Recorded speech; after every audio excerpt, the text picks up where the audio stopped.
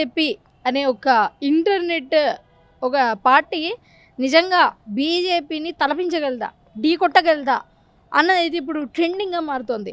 ఎందుకంటే సీజేపీ తలుచుకుంటే ఏం చెయ్యగలదు అన్నది ఇంటర్నెట్లో కావచ్చు, లేకపోతే ఆ ప్రొటెస్ట్ల ద్వారా చాలా క్లియర్గా ప్రజలకు చూపిస్తోంది. అలాగే బీజేపీ కూడా దీనికి కొంచెం తగ్గినట్టుగా, కొంచెం భయపడినట్టుగా, వెనకడిగేసినట్టుగా అయితే ఇక్కడ అర్థమవుతుంది.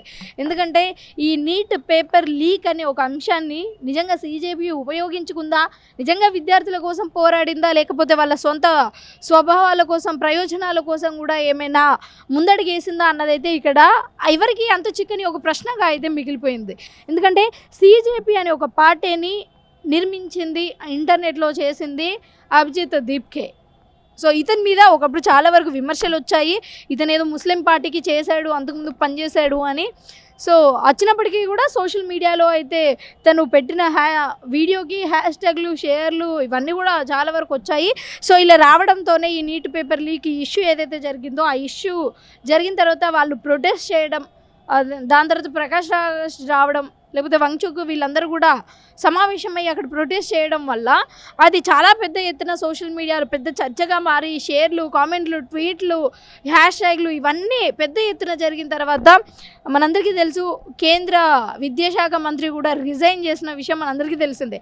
సో వీళ్ళ డిమాండ్ వల్లనే అయితే అతను రిజైన్ చేశారు అని కొంతమంది వర్గాలు చెప్తుంటే, ఇంకొన్ని వర్గాలు మాత్రం ఈ ప్రొటెస్ట్ ఏదైతే ఉందో ప్రొటెస్ట్ పేరుతో వేరే వాళ్ళు వచ్చి మన ఇండియాని 5 ముక్కలుగా చేయడానికి ప్రయత్నిస్తున్నారు అనే వార్తలు కూడా వాళ్ళకు తెలిసినట్టు. సో దానికోసం మాత్రమే, ప్రొటెస్ట్ల కోసం కాదు, మన దేశం సమతుల్యత మనకు ముఖ్యము అనే ధర్మేంద్ర ప్రధాని అయితే రిజైన్ చేసినట్లుగా అయితే అతను చెప్పడం జరిగింది.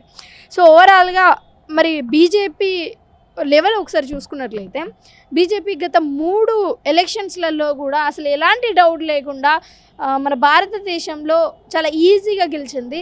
అలాగే అసలు ఎన్నో సంవత్సరాల నుంచి అక్కడే ఉన్న వెస్ట్ బెంగాల్లో మమతా బెనర్జీని కూడా ఓడించి మరి అతను బీజేపీ మెల్లిమెల్లిగా అంచెలంచెలుగా ఎదిగింది అంటే అది మామూలు విషయమేం కాదు.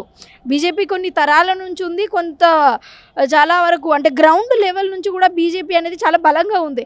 సో అలాంటి ఒక పార్టీని నిన్న కాక మొన్న వచ్చి ఒక సీజేపీ అనే ఒక వ్యంగ్యంగా తయారైన ఒక ఇంటర్నెట్ మీడియాని నిజంగా వీళ్ళిద్దరి మధ్యలో జరిగే ఏదైతే ఉందో ప్రొటెస్ట్ కావచ్చు, లేకపోతే ఏదైనా కావచ్చు, వాళ్ళు మాట్లాడుకునే మాటలు కావచ్చు, వాళ్ళు విసురుకుంటున్నారు కౌంటర్కి ఇంకొక కౌంటర్ అని. సో ఇవన్నీ చూస్తుంటే నిజంగా బీజేపీ భయపడుతుందేమో అన్నట్లుగా అయితే కనిపిస్తుంది. మరి సీజేపీ మాటలకు కావచ్చు, లేకపోతే మాటల యుద్ధానికి కావచ్చు, బీజేపీ నిజంగా భయపడిందంటారా?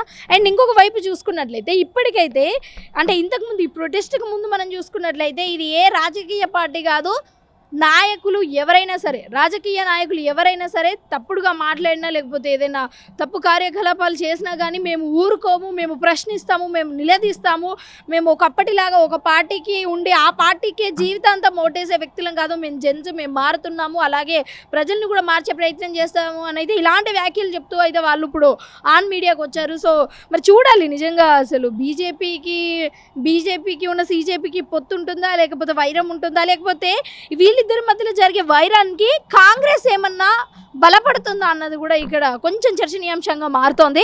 సో ఓవరాల్గా ఒకవేళ నిజంగా సీజేపీ పార్టీని ఒక పార్టీ నిర్మించితే ఎలా ఉంటుంది అన్నది కూడా ఇక్కడ చర్చనీయాంశంగా మారుతుంది. అంటే వినడానికి కొంచెం హాస్యాస్పదంగా ఉన్నప్పటికీ కూడా సీజేపీకి భారతదేశం మొత్తం కూడా ఒక మంచి సపోర్ట్ ఉంది అన్నది మాత్రం అంతే నిజము. మరి ఓన్లీ సోషల్ మీడియాలో ఉన్న ఈ లైక్లు, షేర్లు, హ్యాష్ ట్యాగ్లు ఇవన్నీ చేసే వాళ్ళు ఎవరైతే ఉన్నారో నిజంగా సీజేపీ అనే ఒక అంటే ఈ బ్రాండ్ ఏదైతే ఉందో అది ఒకవేళ పొలిటికల్ పార్టీ పెడితే నిజంగా అది గెలుస్తుందా లేదా అన్నది కూడా అంతే చర్చనీయాంశంగా మారుతుంది. ఎందుకంటే మనందరికీ తెలుసు ఈ మధ్య కాలంలో డిజిటల్ అనేది మన చేతులలో ఉంది, స్మార్ట్ ఫోన్లో ఎవ్రీథింగ్ మనం యూజ్ చేస్తూ ఉన్నాం కాబట్టి సో ఇలాంటి సందర్భాలలో హ్యాష్ ట్యాగ్, లైక్, షేర్ అంటే మనము ఇంట్లోనే కూర్చొని హ్యాపీగా చేయగలము. కానీ ఒక పార్టీ సీజేపీ అనే పార్టీ అని చెప్పాను కదా, సో మరి దానికి సపోర్ట్ చేయాలి అంటే నార్మల్గా ఫోన్లు పట్టుకొని తిరిగితే అవ్వదు, గ్రౌండ్ స్థాయికి వెళ్ళాలి, పని చేయాలి, అన్నీ చేయాలి. మరి ఏముందక్క ఆల్రెడీ ఇప్పుడు ప్రొటెస్ట్కి వచ్చారు కదా, చాలామంది వచ్చారు కదా, జెంట్స్ వచ్చారు, అలాగే తల్లిదండ్రులు వచ్చారు, బోల్డ్ మంది వచ్చారు, సపోర్ట్ చేసినట్టే కదా అని మనం అనుకోవచ్చు. ఎందుకంటే ఈ నీట్ పేపర్ లీక్ ఏదైతే ఉందో ఇది ఆల్రెడీ చాలా పెద్ద విధ్వంసం అని చెప్పొచ్చు. ఎందుకంటే ఈ నీట్ పేపర్ లీక్ వల్ల దగ్గర దగ్గర ఒక 20 నుంచి 22 విద్యార్థులు చనిపోయారు. సో ఆ ఆందోళన అయితే ఒకటి ఉంది. అంటే సీజేపీ పార్టీ కోసమే కాకుండా నార్మల్గా ఆ విద్యార్థుల కోసం వచ్చి ఫైట్ చేసే వాళ్ళు కూడా చాలామంది ఉన్నారు. సో దానికోసం కూడా అనుకోవచ్చు. అంటే ఇంకొక 2-3 పెద్ద పెద్ద ఏవైనా జరిగేది ఉంటే, అంటే ఏదైనా జరిగి సీజేపీ వెనకాల ఇంతమంది ప్రజలు నిజంగానే మేము ఉన్నాము అని వాళ్ళు ముందుకొస్తే మేబీ అప్పుడు అది బలపరిచే అవకాశం ఉందా, లేకపోతే దానికి నిజంగా అంత బలం ఉందా అన్నది మాత్రం తెలుస్తుంది. సో ఓవరాల్గా మనందరికీ తెలుసు ఈ జెన్జీ యూత్ ఎవరైతే ఉన్నారో, అంటే కొత్తగా ఓటర్లకు వచ్చే వాళ్ళు ఎవరైతే ఉన్నారో వాళ్ళు ఒకప్పటిలాగా ఒకే తరానికి ఒకే పార్టీకి నిలబడే వాళ్ళైతే కాదు. ఏ పార్టీ ఇప్పుడు ఒక పార్టీ వచ్చి మీకు న్యాయం చేస్తాను, మీకు ఇవన్నీ చేస్తాను, అది చేస్తాను, ఇది చేస్తాను అని చెప్తే తర్వాత చూసేవాళ్ళు కాదు, వాళ్ళని పక్కకు నెట్టి ఇంకొకరిని గెలిపించేటోళ్ళే ఈ మధ్య కాలంలో ఉన్నారు. సో మీరు చెప్పండి, నిజంగా సీజేపీకి అంటే ఒక పార్టీని నిర్మిస్తే ఆ పార్టీ బలపడుతుందా? ఆ పార్టీ కోసం గ్రౌండ్ లెవెల్ నుంచి పనిచేసే వాళ్ళు ఉంటారా, ఉండరా అన్నదైతే కింద కామెంట్ సెక్షన్లో కామెంట్ చేయండి. అండ్ ధర్మేంద్ర ప్రధాని రిజైన్ చేయడానికి కారణం సీజేపీనా, లేకపోతే అతని చెప్పే అంతర్గత రీజన్స్ ఏమన్నా అయి ఉంటుందా అన్నది కూడా కింద కామెంట్ సెక్షన్లో కామెంట్ చేయండి.